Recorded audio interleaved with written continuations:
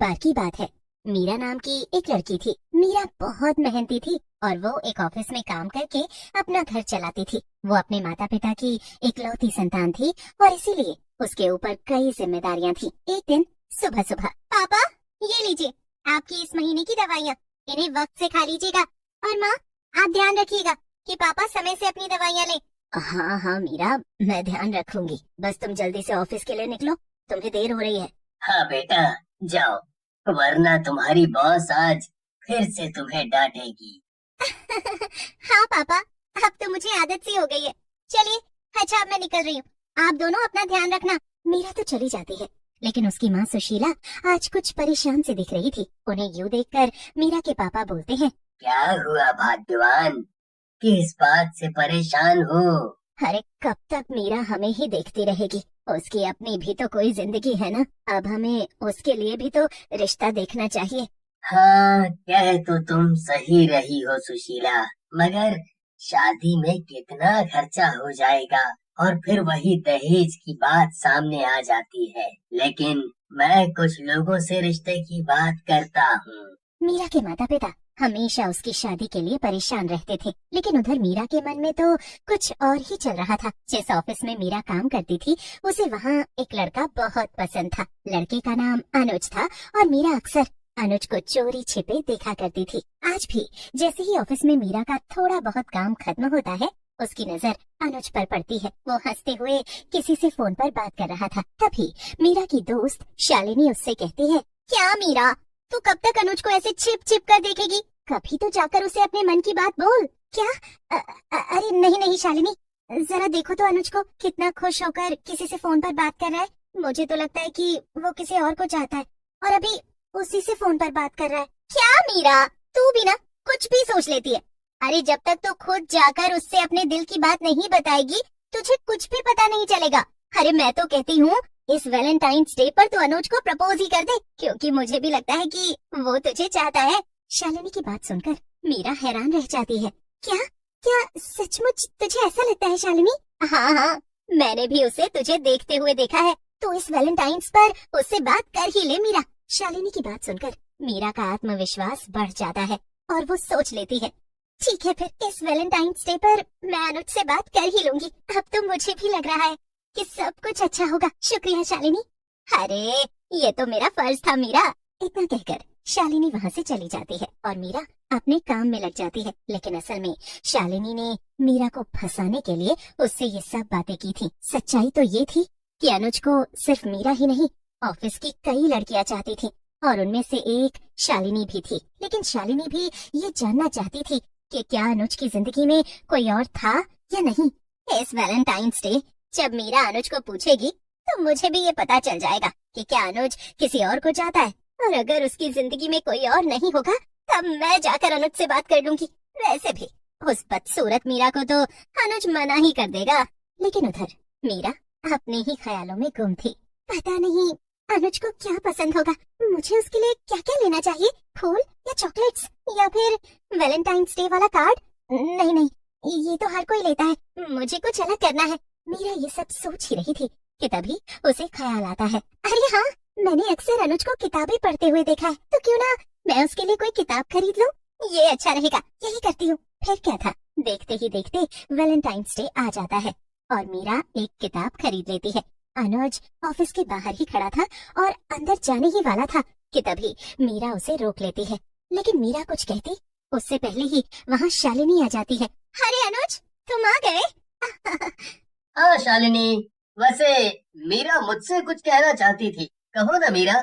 लेकिन मीरा तो अपने सामने का नजारा देखकर दंग ही हो गई थी।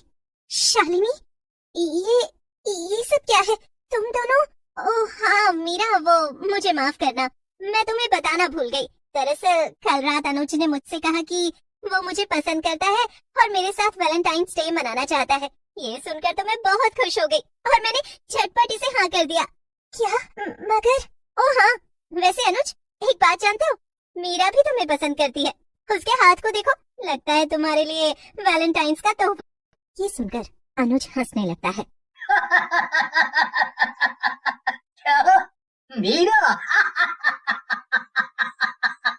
अरे तुम जरा खुद को तो देखो, गरीब परिवार की बदसूरत लड़की हो तुम।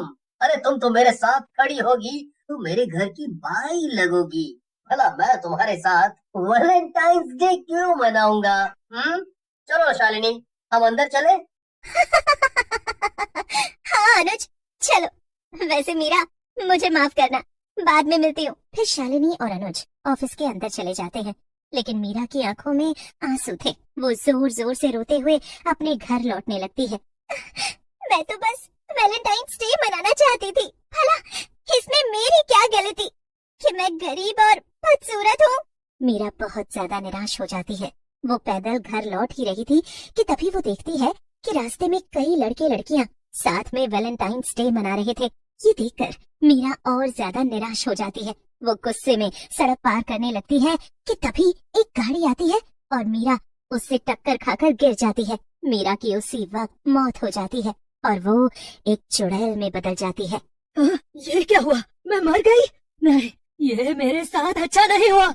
मैं तो बस खुशी खुशी वैलेंटाइंस डे मनाना चाहती थी और इसकी सजा मुझे मौत मिली। नहीं, मैं किसी को नहीं छोड़ूंगी।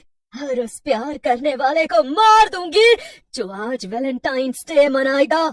चुड़ैल सीधा अपने ऑफिस के बाहर पहुंचती है और देखती है कि अब अनुज और शालिनी ऑफिस से बाहर निकलकर कहीं घूमने जा रहे थे।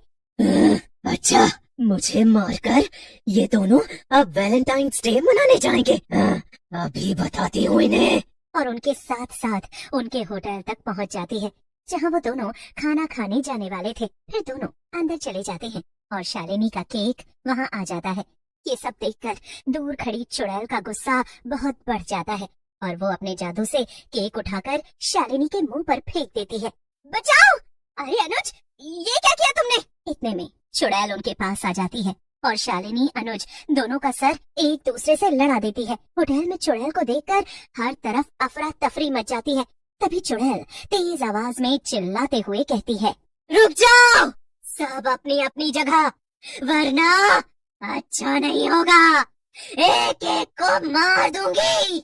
चुड़ैल की धमकी से डरकर सभी अपनी जगह रुक जाते हैं। तुम सब यहाँ वैलेंटाइंस डे मनाने आए थे ना? हाँ? अब बताती हूँ तुम सबको। इसके बाद चुड़ैल अपने जादू से वहाँ मौजूद सभी लोगों को हवा में उड़ा देती है और इधर उधर पटकने लगती है। ऐसा करने से उसे बहुत मजा आ रहा था, लेकिन तभी एक भूत वहाँ आ जाता है और वो चुड़ैल का हाथ पकड़ लेता है। बस बहुत हो गया, चलो चलो मेरे साथ यहाँ से बाहर।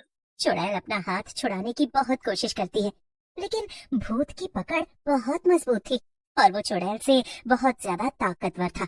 वो चुड़ैल को खींचकर वहाँ से बाहर ले जाता है, दूर जंगल की तरफ। मैं उस होटल के मालिक का भाई हूँ। कुछ समय पहले मेरी मौत हो गई थी, लेकिन मुझे उस होटल से बहुत प्यार था, इसीलिए मैं वहीं भटकता हूँ और अपने परिवार का ध्यान रखता हूँ। अब मुझे बताओ, तुम सबको परेशान क्यों कर रही थी? क्योंकि उनकी वजह से मेरी जान गई। मैं तो बस वैलेंटाइंस डे मनाना चाहती थी और मेरी ही दोस्त ने मुझे धोखा दिया और फिर मेरी जान चली गई। मैं आज किसी को भी वैलेंटाइंस डे मनाने नहीं दूंगी। चलो मैं तुम्हारे साथ वैलेंटाइंस डे मनाता हूँ। पहले मैं तुम्हें कॉफी पिलाने ले चलूंगा और फिर हम दोनों देर रात तक पेड़ पर लटक कर बातें करेंगे, लेकिन तुम किसी इंसान को परेशान मत करना। भूत की ये बातें सुनकर चुड़ैल बहुत खुश हो जाती है। आज तक किसी ने मुझसे इतने प्यार से बात नहीं की। मेरी तो आंखें ही भर आई। भूत चुड़ैल को वापस अपने होटल ले जाता है, लेकिन इस बार वो सीधा होटल की छत पर पहुंच जाता है। वहाँ एकदम सन्नाटा था और कोई और मौजूद नहीं था। फिर वो दोनों साथ में छत पर बैठकर कॉफी पीते हैं और खूब देर तक बातें भी करते हैं। चुड़ैल को भूत के साथ बहुत अच्छा लगता है और फिर वो दोनों इसी तरह हमेशा साथ में भटकते हैं। भूत की वजह से चुड़ैल लोगों को परेशान करना भी छोड़ देती है।